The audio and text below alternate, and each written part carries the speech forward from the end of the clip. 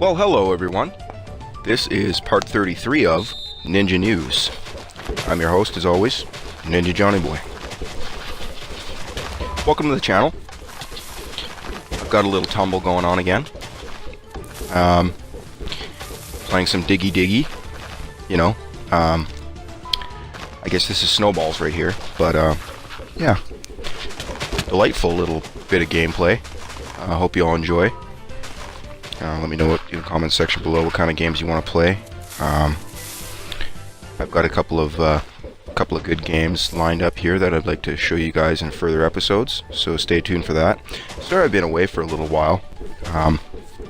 You know, I've been busy, like I said before, got a lot of work. I like to hang out on the weekends, and I'm usually hanging out with friends, so I don't like to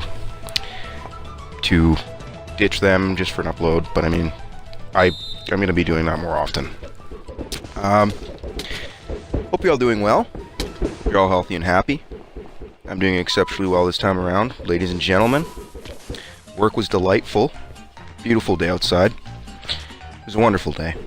Anyway, I've got some interesting news here, kind of a sobering story. Let's dig right into it, shall we? Out of Toronto.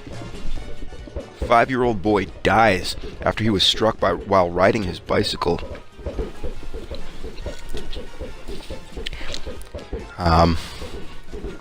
Police are investigating a 5-year-old boy who was struck by a vehicle on Lakeshore Boulevard West Wednesday evening. The child later died. 5-year-old boy has died on early Wednesday evening. The child was rushed to a Toronto trauma center with life-threatening injuries, but was later pronounced dead, sadly.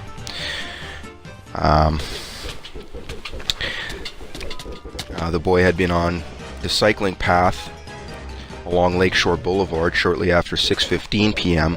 His bike shot forward and the boy fell onto the road, Stevie said. He was then hit by a silver Toyota Camry. An adult was with the boy at the time, but Stevie wouldn't comment on the pair's relationship. A number of other bystanders tried to help the boy when he was injured, police say. Investigators want to speak with all of those witnesses. Traffic collisions analysts are still taking photographs at the scene, but Stevie said he was expected the road to reopen by about 8:30 p.m. This is really harsh news, guys. I'm really sorry to bring it to you this time around, but I mean, it's what I've got for today. I've also got another kind of less sad story. Let's get into this one, shall we, as a two-for-one, since I've been away for a while. In a first for Asia, Taiwan moves to legalize same-sex marriages. In Taipei, Taiwan, this morning, there was jubilation in the streets. The island's highest court had just struck down Taiwan's anti-gay marriage laws as unconstitutional, paving the way for first system of legalized same-sex marriages anywhere in Asia. The judges have today said yes to marriage equality.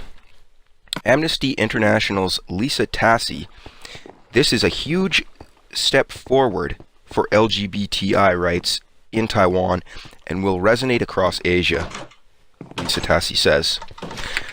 The big winners are people like Chi Chai Wei, a Taiwanese LGBTQ rights activist who has been fighting to marry his partner for more than 30 years. Wow. I'm leaping with joy like a bird, he told the Telegraph. It's been a long time, and I'm in need of a good sleep. The Taiwanese High Court's ruling was blunt. The provisions of Taiwan's current civil code on marriage, he says, do not allow two persons of the same sex to create a permanent union of intimate and exclusive nature for the committed purpose of managing a life together. The court ruled that those provisions privileged heterosexual Taiwanese over their same-sex counterpart and made some more equal before the law than others. The court then went further, dictating that within 2 years a new law needed to be on the books that would allow full freedom to marry. If no specific law appears before that time, same-sex couples will by default simply be allowed to register in the same manner as their straight friends. The issue, the court underscored, was one of human dignity, quote unquote. Now legislators will be tasked with coming up with a new law specifically allowing same-sex marriage, or they will need to amend the current civil code to include gay men and lesbians. LGBTQ activists hope for the latter, as there is concern about half measures that would still institutionalize inequality,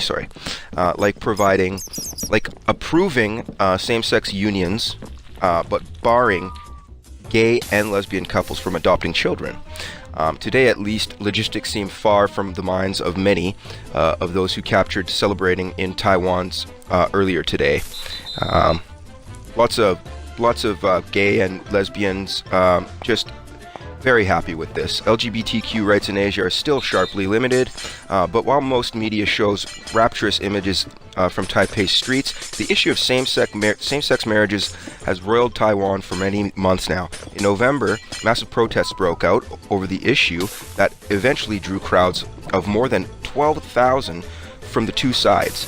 The competing protesters were divided by a large contingent of police officers, and anti-marriage equality protesters appeared out in some force today as well. Taiwan News reported a group called Coalition for the Happiness of Our Next Generation protested outside the court. Some requested the validation of the interpretation and the president to step down, the paper wrote. LGBTQ rights in Asia are by no means assured. In the Indonesian province of Aceh, this week, 2 men were caned 83 times each for engaging in gay sex. The BBC reports the 2 men, who were not identified, are 20 and 23 years old. That's pretty horrible. I mean, to go from areas that are having that to having sexual equality, it's a good thing, and I think it's a big move for Asia, and I think that a lot of Asia is going to follow up with that. It's just a big example that they're going to be following.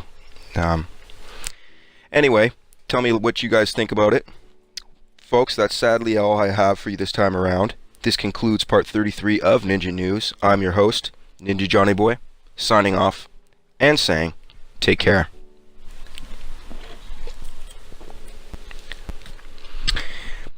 I'll probably have another upload tonight. Anyway, take care.